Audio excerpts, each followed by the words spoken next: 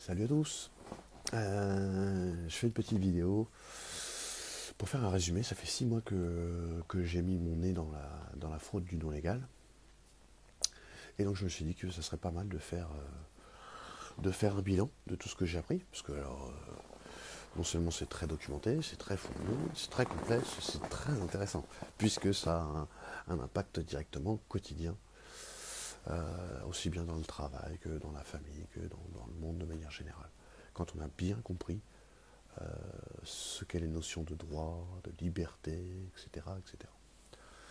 Donc mon but, ça va être de vous faire un résumé de tout ça, c'est-à-dire prendre de la hauteur, sortir de l'analyse, faire une synthèse et relier les petits points entre eux. Parce que c'est vrai que pour tout le monde au départ, c'est pas toujours facile. Nous, ça s'est fait par construction au fur et à mesure des lectures. Vous, maintenant qu'on a fait une partie du boulot, vous pouvez peut-être vous intéresser à quelque chose de plus pointu, ou en tout cas de plus spécialisé. Donc moi, je vais vous faire un petit résumé de ce que moi, j'ai retenu de tout ça, de toutes mes lectures, des codes, de tout ce qui est documenté. Avant de faire ça, je vais faire un grand merci à tous les souverains, à tous les futurs en devenir, ou ceux qui hésitent, ou tout cela, ceux qui montrent, ceux qui partagent, ceux qui apportent, ceux qui cherchent, tous ceux-là qui m'ont aidé à construire ce qui est construit aujourd'hui. Il y a eu vraiment beaucoup d'impact. Donc, je ne suis pas là vraiment pour raconter ça, mais ça a vraiment changé beaucoup de choses. On apprend que le droit est vraiment quelque chose de très équitable quand il est bien fait. Donc merci à vous tous vraiment. Je ne saurais vous remercier. Je suis toujours emmerdé à citer parce que je vais en citer 3-4 et on pourrait croire que tous les autres ne sont pas importants. Donc je ne citerai personne, vous vous reconnaîtrez. Ceux qui montrent, comme je l'ai dit, on a tous une part du puzzle. Alors, je vais essayer de faire court. Donc m'en voulez pas ceux qui sont pointilleux. Je vais quand même être obligé d'être approximatif et de ne pas développer un sacré nombre de sujets qui, finalement, dans toutes ses ramifications, est très très compliqué à ramifier, justement. Donc je vais commencer par le début, c'est-à-dire les lois divines. Au tout départ, du fait que tu es une créature qui s'est incarnée ici, tu ne sais pas pourquoi, on t'a donné la vie, il y a donc une volonté d'un créateur puisqu'il y a une création. Donc je vais le définir comme ça pour pas froisser ceux qui sont religieux, ceux qui sont spirituels et tout ça. Je ne rentrerai pas dans ce débat. Je vais l'appeler le créateur si je dois l'appeler. Ou le nommer. Mais la définition juridique de nommer est importante à saisir. Donc au tout départ, il y a les lois divines. Il n'y a rien entre le créateur et sa créature. Et évidemment, le créateur ne peut pas être soumis à sa créature. Donc voilà, les êtres humains naissent par le biais d'une création, d'une évolution, ce que vous voulez, je m'en branle. Sauf qu'arrièrement, quand ils se sont mis ensemble, les êtres humains, ils ont décidé de vivre en société. C'est-à-dire que à l'arrivée de l'agriculture, il a commencé à avoir des récoltes, des excédents de récoltes. Et donc du coup, des échanges. Donc depuis très très longtemps, les premières lois qui sont apparues, c'est les lois du commerce. Les lois des hommes, je parle des lois des hommes, des lois faites par les hommes. Donc c'était les lois du commerce. Donc déjà, déjà les Sumériens faisaient du commerce. Après les lois du commerce, elles ont été modifiées avec l'arrivée des navires. Alors je sais que le droit maritime, typiquement, est au moins des croisades, on le date jusqu'aux croisades, enfin au début des croisades. Mais déjà avant, les Égyptiens allaient en mer. Donc il y avait déjà des lois de la mer. Mais c'est là on n'a pas connaissance. On sait retracer justement la marine marchande, etc. Donc les lois du commerce sont fait englober par les lois des mers, et donc elles régissent partout où il y a des mers. Et donc partout sur la planète. Ça c'est une première chose. Parce qu'il y a des lois qui s'appliquent aux nations, aux supranations,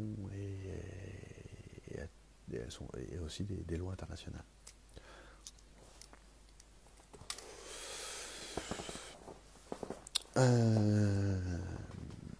Voilà la petite historique pour le commerce, les droits maritimes. Alors, le droit maritime, il y a une chose qu'on peut préciser, c'est les drapeaux. Les navires avaient donc des pavillons, des drapeaux. Et les drapeaux représentaient les règles de commerce qu'ils appliquaient. Et donc, si les deux bateaux avaient les mêmes drapeaux, alors ils appliquaient les mêmes règles de commerce. Si il y avait un bateau qui n'avait pas de drapeau, eh bien, dans ces cas-là, ils prenaient automatiquement les règles du commerce de celui qui en avait un. Et quand les deux drapeaux étaient différents, ils devaient négocier par le biais de contrats pour savoir sous lesquelles règles ils décidaient de marchander. Voilà pour la petite anecdote. Simplement, on peut se dire, mais pourquoi tu nous parles de loi maritime? Quel rapport avec nous?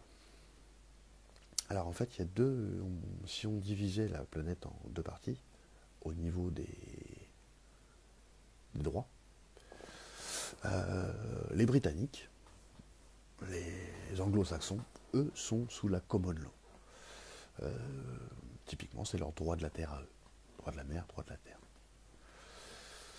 Sauf que nous, en France, c'est pas la même chose qu'au Canada, qu'en Australie, etc. Nous, c'est le droit romano-civiliste. Alors pourquoi romano-civiliste? Parce que, en fait, on a une origine. L'origine de nos lois n'est pas romaine. Mais disons que Justinien Ier, en 532, je crois, après, je sais pas, c'est dans ces eaux-là en tout cas, a abrogé tous les droits antérieurs et les a remplacés après une longue recherche et documentation. Il a remplacé tout ça par le droit romain. Après, le civiliste, c'est une autre partie de l'histoire. Donc voilà, un peu déjà, on peut différencier nos droits de la terre qui sont un peu différents. Donc typiquement, nous, ça va être les codes. D'accord, les codes, etc. On va y venir un peu plus loin, j'expliquerai ce que c'est que des codes. Bref. Donc comment on relie aujourd'hui, finalement, qu'est-ce que le droit maritime a à voir là-dedans aujourd'hui? Qu'est-ce qui pourrait nous lier au droit maritime aujourd'hui? Eh bien aujourd'hui, ce qui nous relie à eux, c'est tout simplement le tribunal. Le tribunal est un très bon exemple des lois maritimes, puisqu'il y a une barre, puisque à la fois le juge avec sa maillotche sur son bench, tout ça, ça vient de l'anglais en fait. Et donc c'est lié à l'argent, c'est lié au commerce, c'est lié aux affaires. Typiquement le bench, c'est la banque. Le juge sur sa banque. C'est le promontoire sur lequel il est, ça s'appelle un bench et ça se traduit aussi par banque. Donc tout ça c'est lié au navire, c'est lié aux lois maritimes. Et donc là, avec la barre, on simule en fait l'arrivée sur le bateau en fait. Donc on tombe sous les lois maritimes. Dès qu'il y a du commerce, c'est les lois maritimes. Dès qu'il y a de l'argent, c'est les lois maritimes. Dès que c'est privé, c'est maritime.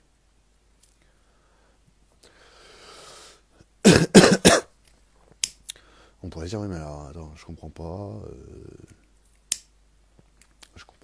comment on passe des lois de la terre aux lois de la mer, c'est quoi tes histoires? Ben, on a un exemple concret, qui est justement la base de la fraude du non légal, qui est l'acte de naissance. L'acte de naissance, c'est une déclaration. Sauf qu'à bien regarder, elle pourrait tout à fait s'y apparenter, et pour certains types de contrats, on peut même le prouver, qu'elle peut être un contrat privé. Un contrat privé. Et donc, on passe des lois de la terre, déclaration publique, par des lois de la mer. Contrat privé. Et c'est là que ça commence à se compliquer. Alors avant de passer à la fraude du nom, je voudrais vous dire un petit truc qui me semble extrêmement important, qui n'arrive pas tout de suite comme ça, c'est pas forcément écrit en phrase, mais c'est une compréhension que j'en ai eue suite à tous ces échanges et cette lecture. Je vous ai dit au tout début que le créateur ne pouvait pas être soumis à sa créature. Et évidemment, ça paraît logique. Après les lois divines, il y a la loi des hommes, que les hommes ont créée. D'accord? Donc les hommes sont créateurs des autres lois que celles qui sont divines. Et donc, en tant que créateur, il ne peut pas être soumis à ces lois. Ce n'est pas possible. D'accord? L'homme ne peut pas écrire des lois auxquelles il se soumet. Donc, qu'est-ce qu'il peut écrire comme loi, l'homme? Il peut écrire des lois qui le protègent. Uniquement qui le protègent. Si elle ne protège pas, c'est qu'elle n'est pas pour les hommes. Retenez bien ça, si elle ne protège pas, si la loi ne protège pas, alors elle n'est pas faite pour les hommes. Voilà une première grille de lecture qui mérite réflexion. Néanmoins, on passe sur la fraude du nom. Donc la fraude du nom légal, c'est quoi? C'est qu'en fait, on représente sans arrêt une personne qui n'est pas nous. Nous ne sommes pas des personnes. Les personnes sont mortes. C'est autre chose que des hommes. Et c'est bien pour ça que les lois des personnes peuvent obliger les personnes, mais pas les hommes. Une personne n'est pas un homme. Une personne est une fiction juridique. Dans tous les codes, c'est une fiction juridique. Une personne physique, une personne morale, une personne juridique, un individu, un contribuable, un citoyen. Tout ça, c'est des fictions.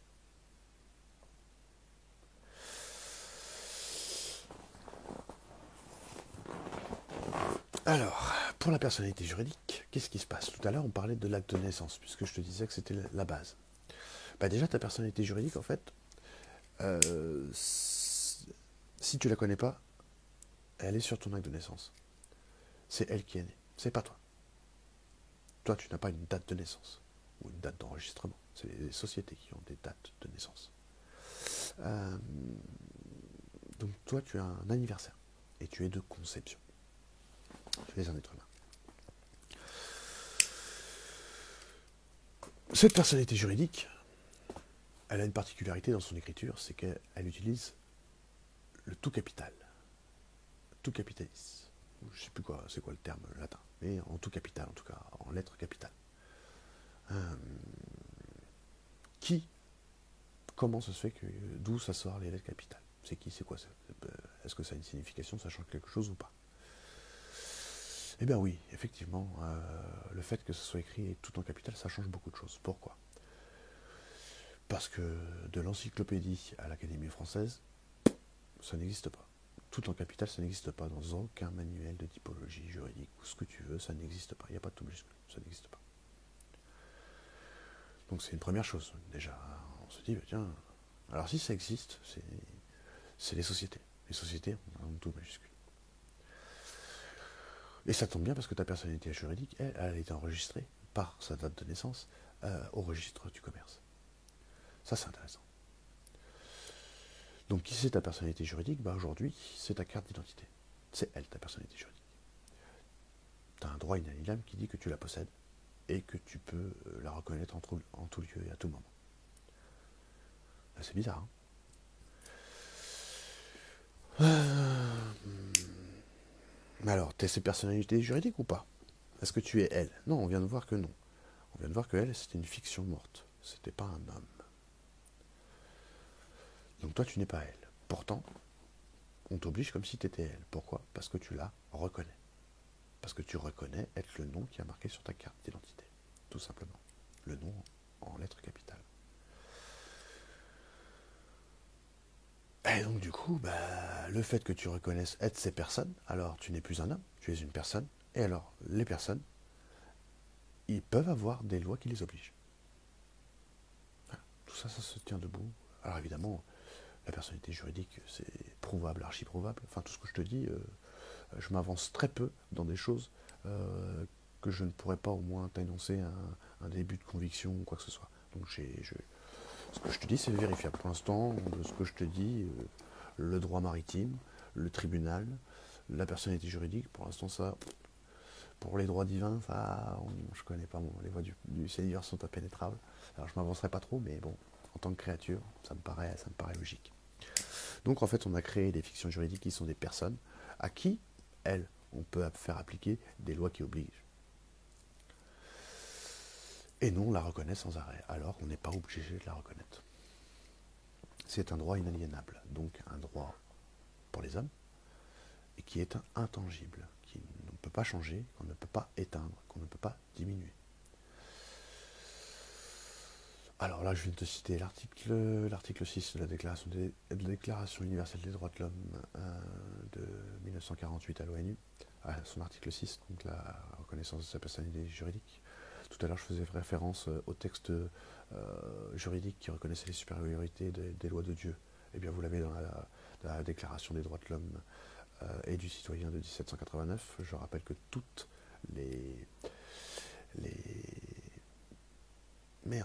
toutes les déclarations des droits de l'homme et déclarations universelles des droits de l'homme sont en vigueur. Donc basez-vous là-dessus, c'est des droits inaliénables qui ne peuvent pas être changés. Si bien que ça doit être l'article 30 de cette même déclaration universelle de 1948 qui dit bien que rien ne peut éteindre ou diminuer une telle loi. Enfin, rien. En fait, si, il y a quelque chose qui peut changer ces droits-là. Et c'est toi. C'est toi par ton consentement. C'est quand tu consens, en fait. C'est quand tu donnes ton accord pour être un citoyen. Sujet de droit, sujet des codes. Alors évidemment, tu as des privilèges. Bien sûr, il te dit, l'État, le contrat social, c'est la sécurité des privilèges. L'ordre public. Faire respecter tes droits. Parce que c'est ça au départ. C'est-à-dire que, pour bien comprendre ce que c'est qu'un gouvernement et à quoi ça sert un gouvernement, c'est que nous, on est souverain de par notre créateur. On peut gérer qui on veut, qui on est. D'accord ? On peut faire ce qu'on veut. Reconnaître telle loi ou pas reconnaître telle loi. D'accord ? On est des êtres humains, on est des animaux comme ça, incarnés, et on n'a pas d'autre autorité que nous et celle de notre créateur. Donc en fait, c'est quand on consent à rentrer dans une société, ou en tout cas quand on commence à vivre en société, qu'on estime qu'on a des droits, par exemple le droit à chacun de ne pas tuer quiconque, d'accord, ou à quiconque de ne pas tuer chacun, ça n'empêchera pas qu'il y ait quelqu'un qui peut venir te buter, d'accord. Donc il faut les faire appliquer ces droits-là. Soit tu les fais appliquer tout seul, chacun individuellement, on le fait appliquer tout seul, soit tu as le deuxième scénario où on crée quelque chose, on lègue une partie de notre souveraineté, chacun de nous, lègue une partie de notre souveraineté pour qu'il fasse respecter ces droits-là, pour pas qu'on vienne nous tuer malgré tout.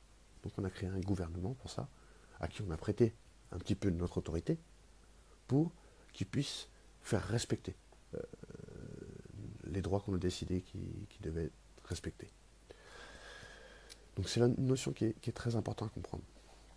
Pour revenir donc sur la fraude du nom, la personnalité juridique, il n'y aurait pas de mal à reconnaître ta personnalité juridique au départ, si elle t'appartenait.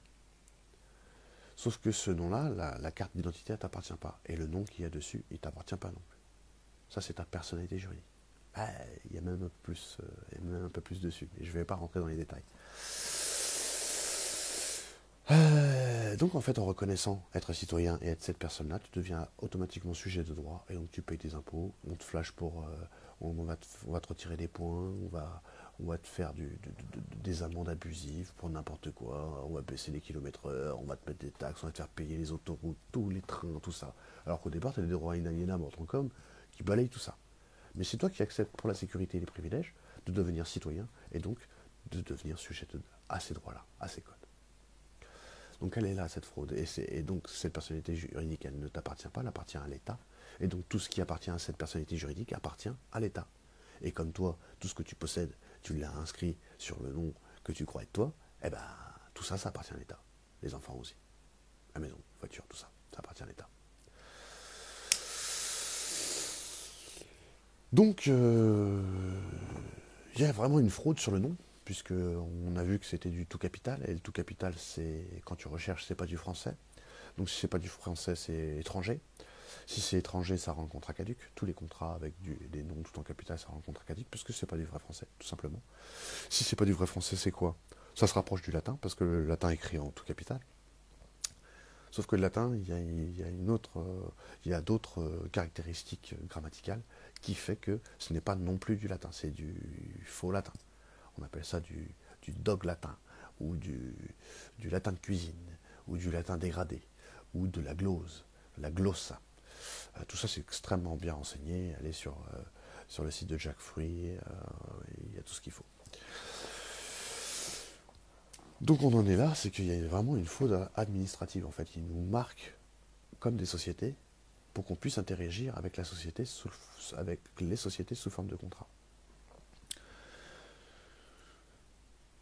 Donc cette personnalité, bien sûr, a un numéro de sécurité sociale, d'accord.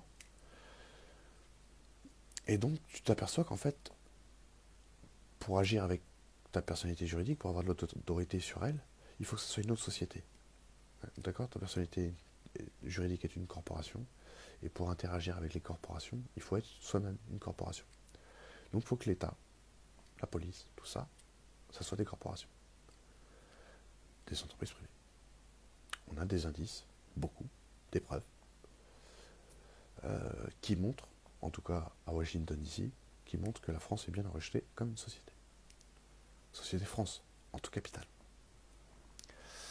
L'État, en tout capital. C'est très important cette dénomination. Et donc, en fait, le gouvernement est une société. Et donc, elle interagit avec nous sous forme de contrat. Là, on voit la loi des contrats, la loi des sociétés. Alors, je peux vous donner quelques sources.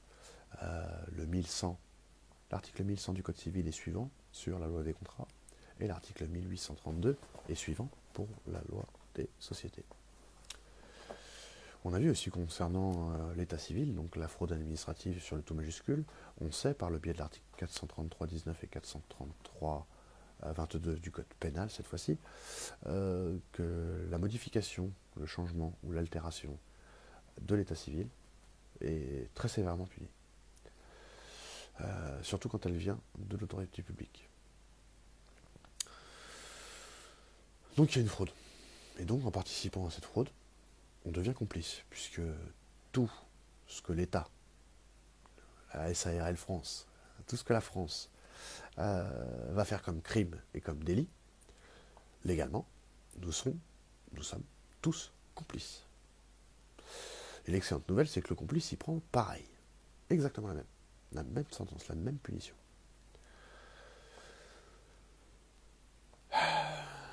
Avec cet acte de naissance, ils ont déterminé par le biais de tables de mortalité actuarielle que j'ai fait référence dans une vidéo précédente sur la fiducie, ils ont pu déterminer combien on coûtait, combien on allait rapporter, combien on était estimé par le biais des assurances-vie, le calcul des assurances-vie. Quand ils nous ont estimé, ils nous ont transformé la personnalité juridique, ils l'ont transformée en bien,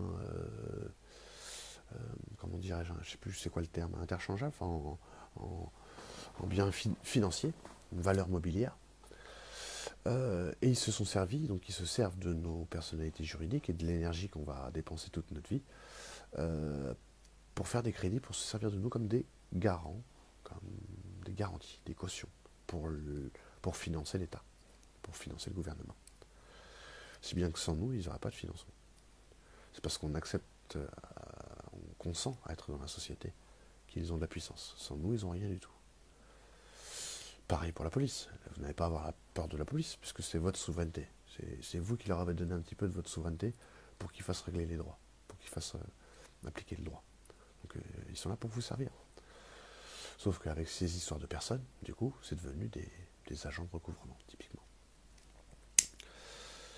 Je ne vais pas m'éterniser,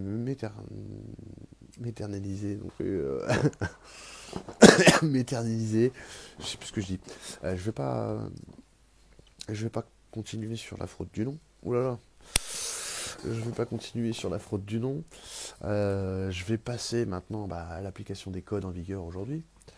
Parce que du coup, à force de lire et nous, en cherchant les preuves, on est obligé de les chercher dans les codes. Faut bien avoir des articles. Et puis c'est très important de connaître les codes. Et donc on s'est mis à rechercher un petit peu dans les codes. Alors qu'est-ce que c'est que les codes? Les codes, c'est des lois qu'on a coupées en articles pour les codifier, pour les répertorier, pour que ça soit plus simple.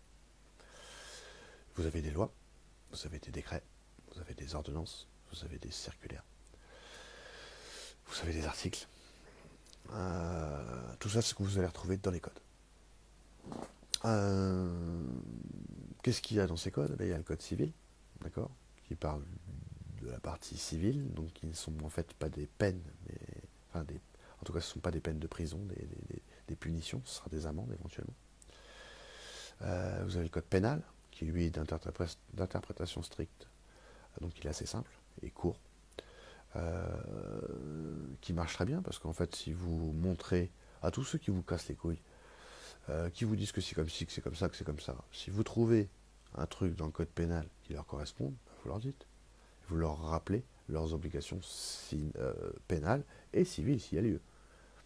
Rappelez les obligations aux gens, parce que vous allez voir qu'ils ne connaissent rien. Même tous ceux qui ont l'air déterminés comme ça, allez voir, ils connaissent que dalle, ils ne connaissent pas les lois, ils ne savent même pas ce que ça veut dire. Donc, quand vous allez chercher vos lois, les lois dans leur code, que vous les connaissez, que vous les avez décortiquées par le biais du dictionnaire juridique, de toutes les définitions, les contraires, etc. À partir du moment où vous savez la loi, vous avez l'autorité. Vous avez l'autorité sur celui qui ne sait pas. Parce que vous savez vos droits et pas lui. Donc c'est très important de connaître les droits. Vous avez le code de procédure pénale qui est très intéressant pour toutes les procédures. Typiquement, si les règles de procédure ne sont pas complètes, c'est annulé. Typiquement, tu peux avoir 4 grammes. Si la procédure n'est pas suivie, ça ne change rien. Les jugements sont rendus, on voit les jugements, et il est bien clair que selon certaines conditions, en tout cas, si le code de procédure pénale n'est pas respecté, alors c'est complètement annulé. Donc ça peut être intéressant aussi à regarder. Et on a découvert pas mal de trucs qui peuvent nous servir en tant que citoyens, en tant que personnes. Hein. Mais le but pour nous, c'est de ne pas engraisser cette société. Comme je vous le disais, elle génère de l'argent grâce à nous, à notre personnalité juridique, ils font fonctionner grâce à notre énergie. Prenez cet exemple-là. Dans mon boulot, je l'ai peut-être déjà dit, hein, mais des billets, ça fabrique rien. Tu vois, nous, je fabriquais des bateaux, des gros bateaux. Et donc les gars, ils pouvaient amener des palettes de billets, ça ne change rien, ça ne fabriquerait pas un bateau. Pour fabriquer des bateaux, il faut des petites mains, il faut une énergie créatrice, et c'est nous. C'est nous. Donc c'est nous la ressource. Sans eux, pas de bateau. Sans nous, pas de bateau. Sans signature, les banques, sans ta signature, les banques ne peuvent pas créer d'argent. Pas de signature, pas d'argent. C'est pour ça qu'on dit que ta signature vaut des milliards. Parce qu'elle a l'accès illimité à la création monétaire. Donc voilà un petit peu le point. Une demi-heure, ça me paraît pas mal. Je ne vais pas m'éterniser, il y a plein d'autres. N'hésitez pas pour tous ceux qui ont la patience ou qui ont envie de répondre, ou de développer un truc. Mais faites une vidéo ou mettez des commentaires sous la vidéo. Tous ceux qui veulent préciser, qui veulent ramener leurs connaissances, au contraire, n'hésitez pas à ramener tout ça. Ça nous fera que aiguiser notre argumentaire et pouvoir du coup reprendre nos droits. Ce qui est important à retenir dans cette histoire de souverain, c'est qu'en fait, elle nous permet de sortir de n'importe quelle société. Elle nous permet de sortir de n'importe quelle société, aussi oppressante puisse-t-elle être. Néanmoins, c'est pas un but, en tout cas pas pour moi, ça dépend, chacun y voit ce qu'il veut. Pour moi, c'est pas un but de rester hors société. Moi, ce que je veux, c'est quitter cette société qui ne me convient plus, auquel je ne consens pas, parce que je suis esclave, et on est tous esclaves, jusqu'à ce qu'on décide de ne plus l'être. Gandhi a dit ça. Et donc ce qui va être important à reconnaître, à se souvenir, c'est que d'une, la loi ne peut que protéger, la loi des hommes ne peut que protéger les hommes, elle ne peut pas faire autre chose, sinon c'est pas une loi pour les hommes. Et la deuxième chose, c'est que si on peut sortir de n'importe quelle société, alors on peut redonner notre consentement pour une autre société que nous, on aura décidé, qui sera plus équitable, tout simplement. Voilà. Comme je vous dis, faites-vous plaisir sur les commentaires ou sur ce que vous voulez. Voilà, c'était un plaisir de faire ce petit bilan avec vous. N'hésitez pas à nous rejoindre sur les différents Discord. Le mien, c'est Sanctuaire Souverain. Vous pouvez venir, on peut papoter. Il y en a d'autres où on est plus présent peut-être. En tout cas, n'hésitez pas, on est assez ouvert. Faites un peu de taf, vous avez demandé les documents, on commence à avoir tout bien regroupé. Donc là, vous avez matière, vous ne pouvez pas nous dire « ouais, on ne sait pas ». Voilà, je ne pourrais pas faire le boulot à votre place. On peut vous indiquer, mais la transformation doit se faire de l'intérieur. Et chacun, avec peu de choses finalement, en faisant peu d'actions, on peut faire beaucoup de choses. A plus tard les souverains, que Dieu vous aime.